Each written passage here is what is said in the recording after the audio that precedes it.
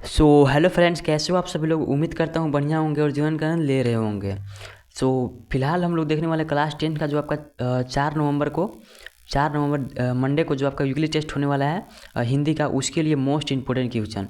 सो जो आपका क्लास 10 का हिंदी के लिए वेरी वेरी वेरी इंपॉर्टेंट होने वाला है। वीडियो को अंत तक ज़रूर से ज़रूर देखना। अगर आप इसे अंत तक देख लेते हो सीरियसली, तो आपका एक भी क्वेश्चन टेस्ट में नहीं छूटने वाला है। ये वीडियो पार्ट 1 है। नेक्स्ट आपका आएगा पार्ट 2, उसे भी आप लोग देख लेना। अगर आप दोनों वीडियो को वीकली टेस्ट देने जाते हो देख करके, आप बेहतर से बेहतर टेस्ट में कर करके आओगे घर, और मुझे कमेंट में आकर बताओगे, ठीक है। देख लेते हैं हम लोग मोस्ट इम्पोर्टेंट सारे क्वेश्चन को, जो कि आपका बहुत ही ज़्यादा इंपॉर्टेंट होने वाला है। और ये आपका सिर्फ बोर्ड वीकली टेस्ट के लिए नहीं, आपका फाइनल एग्जाम जो आपका बोर्ड एग्जाम 2025 के फरवरी में होने वाला है क्लास 10 का, उसके लिए भी मोस्ट इम्पोर्टेंट क्वेश्चन होने वाला है कि सारा का सारा क्वेश्चन उसी से रिलेट कर रहा है, ठीक है।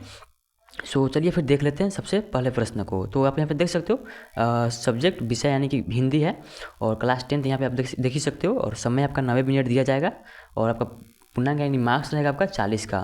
तो देख लेते हैं सबसे पहले प्रश्न को। तो अभी तक आप लोगों ने वीडियो को लाइक करके चैनल को सब्सक्राइब नहीं किया, तो जल्दी से वीडियो को लाइक करके चैनल को सब्सक्राइब कर लो, क्योंकि बहुत ही ज़्यादा हेल्पफुल वीडियो इस चैनल के माध्यम से आप लोगों को प्रोवाइड कराया जाता है। आप लोग वीडियो को लाइक करके चैनल को सब्सक्राइब कर लेना, और बेल नोटिफिकेशन को भी ऑन करना, ताकि आने वाला हर एक वीडियो का नोटिफिकेशन सबसे पहले आप तक पहुंचेगा, ठीक है। और डिस्क्रिप्शन में व्हाट्सअप चैनल का लिंक है, उसे भी फॉलो जरूर से ज़रूर कर लेना, क्योंकि हम लोग सारा अपडेट वहीं देते हैं। और याद से अपने दोस्तों के साथ भी शेयर जरूर से ज़रूर कर देना। तो देख लेते हैं सबसे पहले प्रश्न को। तो सबसे पहले आपका सेक्शन ए का, एक सेकेंड, सेक्शन ए का जो कि 2-2 नंबर का 10 क्वेश्चन होने वाला है, 20 नंबर का ऑब्जेक्टिव क्वेश्चन, ठीक है। तो देख लेते हैं सबसे पहले प्रश्न को। तो सबसे पहला प्रश्न आपका हिंदी का, उत्साह से। उत्साह कविता के कवि कौन है, यानी कि उत्साह जो आपका कविता है उसके कवि कौन है, यहाँ पे पूछ रहा है। तो क है आपका ऑप्शन जयशंकर प्रसाद, ख है आपका सूर्यकांत त्रिपाठी निराला, ग है ऑप्शन नंबर ग नागार्जुन, या फिर घ इनमें से कोई नहीं। तो इसका जो राइट आंसर आएगा फर्स्ट का, वो हो जाएगा ऑप्शन नंबर क। जयशंकर प्रसाद जो है उत्साह कविता के लेखक हैं, यानी सॉरी पोएट है, कवि हैं, ठीक है। तो नेक्स्ट हम लोग सेकेंड नंबर क्वेश्चन को देख लेते हैं। तो सेकेंड नंबर क्वेश्चन बोलता है आपका उत्साह कविता में कवि ने किसको संबोधित किया है, यानी कि कवि जो है उत्साह कविता में किसको संबोधित किया है। क बिजली को, ख धरती को, ग आकाश को, या फिर घ बादल को। तो सेकेंड का जो राइट आंसर आएगा वो हो जाएगा ऑप्शन नंबर का बादल को। अगर आप लोगों ने चैप्टर को पढ़ा होगा तो आप लोगों को पता होगा कि बादल को संबोधित किया था, ठीक है।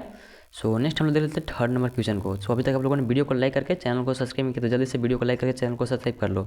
बस एक क्लिक ही तो करना रहता है, इसमें कोई आप लोगों को चार्ज नहीं देना होता है, बस एक क्लिक करना है, जल्दी से कर लो। नेक्स्ट आपका थर्ड नंबर क्वेश्चन, उत्साह कविता में कवि ने बादल की तुलना किससे की, यानी कि बादल जो है उसकी तुलना किससे की है उत्साह कविता में। तो है क धरती से, ख आकाश से, ग कवि से, या फिर घ इनमें से कोई नहीं। थर्ड का जो राइट आंसर हो जाएगा वो हो जाएगा ऑप्शन नंबर ग कवि से की है, ठीक है, बादल की तुलना। तो नेक्स्ट हम लोग देख लेते हैं फोर्थ नंबर क्वेश्चन को। नेक्स्ट हम लोग देख लेते हैं 4 नंबर प्रश्न को। तो 4 नंबर प्रश्न बोलता है आपका कवि बादल को कैसे बरसने के लिए कह रहा है, यानी कि कवि जो है बादल को कैसे बरसने के लिए कह रहा है। ऑप्शन नंबर है आपका क गर्जन के साथ, पत्थर के साथ, बिना गर्जन के साथ, या फिर धीरे धीरे।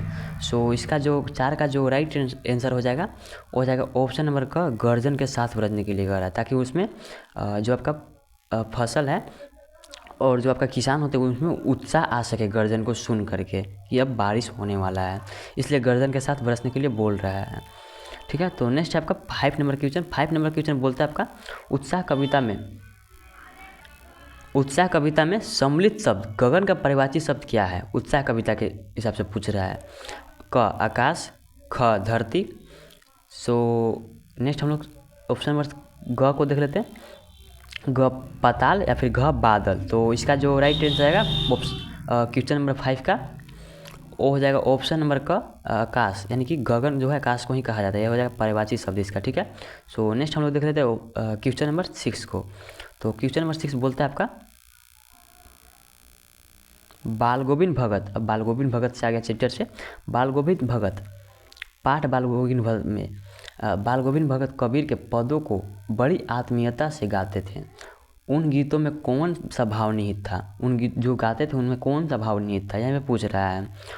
ऑप्शन नंबर क है आपका प्रभु मिलन का, ग वियोग का, ख सॉरी यहाँ पे ख होना चाहिए था, ऑप्शन गड़बड़ हो गया यहाँ पे, ख देशभक्ति का, फिर घ इनमें से कोई नहीं। तो छ का जो राइट आंसर हो जाएगा ऑप्शन नंबर क प्रभु मिलन का, ठीक है। यही यहाँ पे आत्मीयता से गाते थे, ठीक है, इसके पदों को। तो नेक्स्ट आपका क्वेश्चन नंबर 7। क्वेश्चन नंबर 7 बोलता है आपका बाल गोविंद भगत जी कौन सा व्यवसाय करते थे, यानी कि बाल गोविंद भगत कौन सा व्यवसाय करते थे, यानी कि क्या करते थे वो, यही यहाँ पे पूछ रहा है। तो ऑप्शन है आपका क खेती करते थे, ग पुस्तक विक्रेता थे, या फिर ख दुकानदारी करते थे, या फिर घ इनमें कुछ नहीं करते थे। सो 7 का जो राइट आंसर हो जाएगा, 7 का राइट आंसर होगा वो हो जाएगा ऑप्शन नंबर क खेती करते थे। क्या करते थे, खेती करते थे, और साथ में एक करते थे गाते बजाते थे। तो यहाँ पे हो जाएगा, यहाँ पे व्यवसाय पूछा था इसलिए यहाँ पे खेती होगा, ठीक है। तो नेक्स्ट आपका option number question number 8, Bhagat ji अपने बेटे का खास ख्याल क्यों रखा करते थे। क बेटा ईमानदार था, ख बेटा समझदार था, ग बेटा सुस्त और बोधा था, या फिर घ बेटा सुंदर था। सो 8 का जो राइट आंसर हो जाएगा ऑप्शन नंबर ग बेटा सुस्त और बोधा था। कैसा था, सुस्त और बोधा था, इसलिए उनका खास ख्याल रखा करते थे, ठीक है। सो नेक्स्ट हम लोग 9 नंबर क्वेश्चन को देख लेते हैं। 9 नंबर क्वेश्चन बोलता है आपका बाल गोविंद भगत की टोपी कैसी थी। सो ऑप्शन है आपका क सूरदास जैसी, ग कबीर पंथियों जैसी, ख जैन मुनियों जैसी, या फिर घ गांधी टोपी जैसी। यहाँ पे ऑप्शन यहाँ पे भी गड़बड़ है, यहाँ पे ख होना चाहिए था, यहाँ ग होना चाहिए था, ठीक है। सो इसका जो राइट आंसर आएगा वो हो जाएगा 9 का ऑप्शन नंबर क सूरदास जैसी, ठीक है। सॉरी, ऑप्शन नंबर ग हो जाएगा कबीर पंथियों जैसी। आप लोगों ने चैप्टर पढ़ा होगा तो आप लोगों को पता होगा कबीर पंथियों जैसी। नेक्स्ट आपका 10 नंबर क्वेश्चन, बाल गोविंद भगत ने अपने बेटे का दाह संस्कार अपनी पुत्र वधू से करवाया। इस कार्य से भगत जी के किस विचारधारा का परिचय मिलता है, यानी कि उन्होंने अपने क्या बोलते हैं बेटे की पत्नी से कराया था, क्या चीज़ कराया था, दाह संस्कार कराया था। इससे बाल गोविंद भगत जी के किस विचारधारा का परिचय मिलता है, यहीं पे पूछ रहा है, ठीक है। सो ऑप्शन से आपके रूढ़िवादी का विरोध एवं प्रगतिशील विचारधारा का है, फिर घ रूढ़िवादी विचारधारा का, ग उनकी संकुचित मानसिकता का, फिर घ क और ख दोनों। सो 10 का जो राइट आंसर हो जाएगा ऑप्शन नंबर का रूढ़िवादिता का विरोध एवं प्रगतिशील विचारधारा का विरोध किया था, ठीक है। तो नेक्स्ट हम लोग देख लेते हैं सेक्शन बी का, जो कि 2 नंबर का 2 क्वेश्चन 4 नंबर का होने वाला है, वेरी शॉर्ट आंसर क्वेश्चन, ठीक है। तो सबसे इसमें 11 नंबर क्वेश्चन है, कवि किसको गरजने के लिए कह रहा है, यानी कि कवि जो है किसको गरजने के लिए कह रहा है, यहाँ पे पूछ रहा है। तो उत्तर हो जाएगा आपका बादल, यानी कि जो आपका उत्साह चैप्टर है उसमें कवि किसको गरजने के लिए कर रहा है, वो बादल को गरजने के लिए बोल रहा था, ठीक है। सो नेक्स्ट हम लोग देख लेते हैं 12 नंबर क्वेश्चन को। सो अभी तक आप लोगों ने वीडियो को लाइक करके चैनल को सब्सक्राइब नहीं किया तो जल्दी से वीडियो को लाइक करके चैनल को सब्सक्राइब कर लो, और अपने दोस्तों के साथ भी शेयर जरूर से जरूर कर देना, क्योंकि इस चैनल के माध्यम से आप लोगों को बहुत ज़्यादा हेल्प मिलने वाला है, आगे भी और अभी मिलता रहेगा। तो 12 नंबर क्वेश्चन आपका, रामवृक्ष बेनीपुरी का जन्म कब हुआ था। रामवृक्ष बेनीपुरी कौन है, जब का बाल गोविंद भगत चैप्टर है उसके लेखक का नाम है रामवृक्ष बेनीपुरी। तो उनका जन्म कब हुआ था यही भी पूछ रहा है। तो इसका जो राइट आंसर आएगा सन 1899 में, ठीक है, यानी कि सन 1899 में उनका जन्म हुआ था रामवृक्ष बेनीपुरी के। एक कौन थे, बाल गोविंद भगत चैप्टर के जब का अध्याय है आपका बाल गोविंद भगत, उनका लेखक का नाम है रामवृक्ष बेनीपुरी, ठीक है। सो नेक्स्ट हम लोग देख लेते हैं सेक्शन सी का। सॉरी यहाँ पे सेक्शन सी होगा, ठीक है, यहाँ पे गड़बड़ हो गया, ठीक है। सो सेक्शन सी का हो जाएगा आपका जो कि 3 नंबर का 2 क्वेश्चन 6 नंबर का होने वाला है, शॉर्ट आंसर क्वेश्चन, यानी कि शॉर्ट आंसर क्वेश्चन होगा। ऊपर वाला था वेरी शॉर्ट, ये हो जाएगा शॉर्ट आपका। सो क्वेश्चन है आपका, कभी बादल को गरज कर बरसने के लिए क्यों कर रहा है, यानी कि कभी जो है बादल को डायरेक्ट बरसने के लिए नहीं बोल रहा है, गरजने के बाद बरसने के लिए बोल रहा है, ऐसा क्यों बोल रहा है, पूछ रहा है, ठीक है। उत्साह चैप्टर से आपका लिया गया है। सो आंसर हो जाएगा आपका, कभी धरती पर बड़ा बदलाव चाहता है, यानी कि कभी जो धरती पर बड़ा बदलाव चाहता है, इसके अलावा व्यक्ति अथवा अन्य जीवों में उत्साह, उमंग और जोश भी भरना चाहता है। यानी कि जो बादल जो है गरजेगा, सो उत्साह अन्य जीवों में उत्साह भर जाएगा, उमंग भर जाएगा और जोश भी भरना चाहता है। ठीक है, यहीं पे बोल रहा है। इसलिए कवि बादल को गरज कर बसने के लिए कह रहा है। मेन आपका उत्तर यही है कि उत्साह, उमंग और जोश भी भरना चाहता है। तो आप लोगों को इसे सिर्फ देखना नहीं है, कॉपी में लिखना नहीं है, आपको सीधे दिमाग में हटाने की कोशिश करना है। ठीक है, तो नेक्स्ट हम लोग देख लेते हैं 14 नंबर क्वेश्चन को। बहुत ही इजी प्रश्न है। भगत के पुत्र वधु उन्हें अकेले क्यों नहीं छोड़ना चाहती थी? जबकि बाल गोविंद भगत का जो पुत्र वधु थे, यानी कि क्या बोलते हैं, पुत्र की उनके बेटे की पत्नी थी, उन्हें अकेले क्यों नहीं छोड़ना चाहती थी, यह भी बोल रहा है। उत्तर है आपका भगत की पुत्र वधु यह जानती थी कि अपने इकलौते बेटे की मृत्यु के बाद उनके ससुर अकेले रह जाएंगे। यानी कि उनकी जो मृत्यु हो गई थी उनके बेटे की, उसके बाद वे अकेले रह जाएंगे। ये चीज़ पता था उनकी पुत्र वधु को। संसार की वस्तुओं से उनका कोई सरोकार रहा भी नहीं। यानी कि संसार की कोई भी वस्तु, उनसे कोई सरोकार अब उनका नहीं रहा। किसके? उनके बेटे की मृत्यु के बाद। अब इस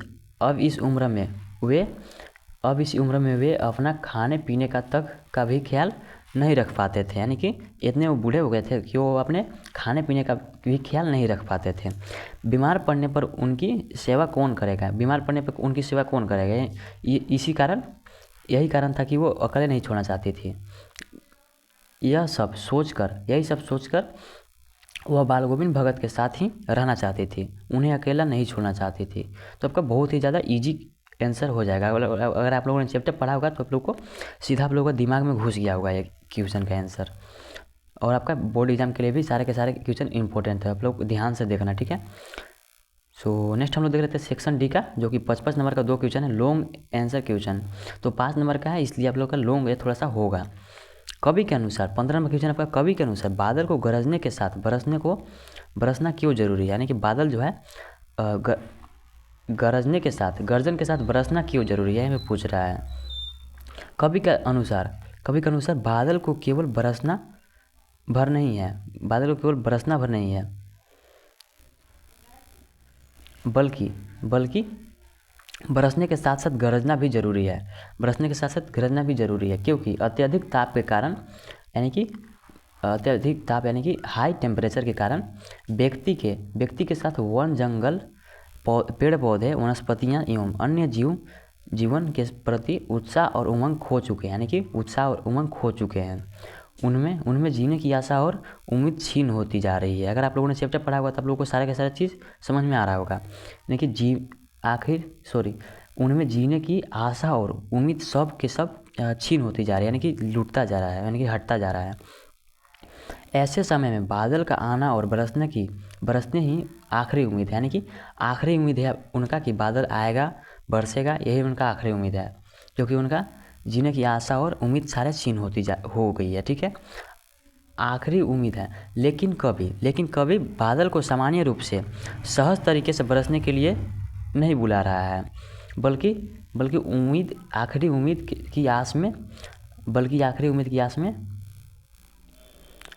आंखें गड़ाए जनजीवन पहले की तरह पूरी उम्मीद, उत्साह और जोश के साथ जीवन में नया रंग भर सके, ताकि जो है उत्साह और जोश के साथ जीवन में नया रंग भर सके। ठीक है, इसलिए बरसने के साथ साथ गरजना भी जरूरी है। यानी कि इसलिए बरसने के साथ साथ गरजना भी जरूरी है। कवि की मान्यता कि बड़ी क्रांति के लिए, बड़े बदलाव के लिए जोरदार बारिश होनी ही चाहिए। ये आपका बोर्ड एग्जाम के लिए वेरी मोस्ट इंपॉर्टेंट क्वेश्चन होने वाला है। इसे आप लोग दिमाग में अच्छे से हटा लेना। तो नेक्स्ट हम लोग देख लेते हैं लास्ट प्रश्न को आज का, और आगे का क्वेश्चन भी हम लोग एक और सेट देखेंगे, सेट 2, उसे भी आप लोग देखना मत भूलना, वो भी आ ही जाएगा कुछ दिन में। उसे देख करके, दोनों वीडियो को देख करके ही आप लोगों को टेस्ट देने जाना है, तभी आप लोग बेहतर से बेहतर कर पाओगे। ठीक है, तो 16 नंबर प्रश्न है आपका, बाल गोविंद भगत की दिनचर्या लोगों के अचरज का कारण क्यों थी? यानी कि बाल गोविंद भगत जो थे उनकी दिनचर्या लोगों के अचरज के कारण क्यों थी? सो ये क्वेश्चन आप लोगों के लिए बहुत ही ज़्यादा इंपॉर्टेंट होने वाला है। बाल गोविंद भगत की दिनचर्या जो थी अन्य लोगों की दिनचर्या से भिन्न होने के कारण अचरज की बात बन चुकी थी, यानी कि सारे लोगों से उनका दिनचर्या भिन्न था।